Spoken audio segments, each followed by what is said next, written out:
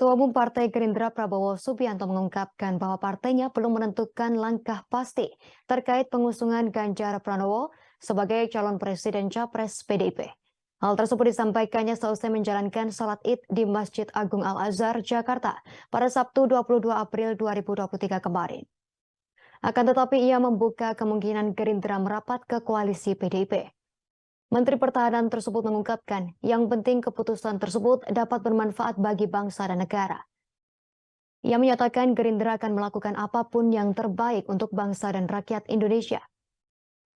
Ia menuturkan terpenting keputusan dirinya dan Gerindra nantinya dapat bermanfaat bagi bangsa dan negara. Ketua Umum Partai Gerindra Prabowo Subianto mengaku akan pergi ke Solo, Jawa Tengah pada hari pertama Lebaran 2023 pada Sabtu 22 April 2023. Prabowo sebelumnya melaksanakan ibadah sholat Id di Masjid Agung Al-Azhar, Kebayoran Baru, Jakarta Selatan. Namun Prabowo tak menjelaskan secara gamblang tujuannya berangkat ke Solo termasuk untuk bertemu Presiden Joko Widodo atau bukan. Prabowo juga merespon soal dideklarasikannya Ganjar Pranowo sebagai calon presiden pada pemilu 2024 mendatang.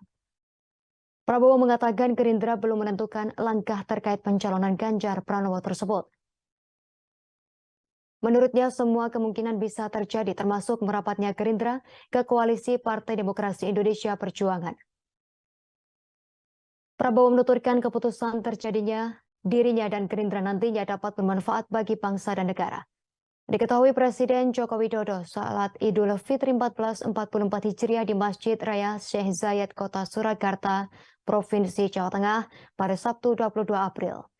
Salat Id tersebut merupakan yang pertama kalinya digelar di Masjid Raya Syekh Zayed. Sebagai informasi sebelumnya Gubernur Jawa Tengah Ganjar Pranowo resmi diusung PDIP. Terima kasih sudah nonton. Jangan lupa like, subscribe, dan share ya.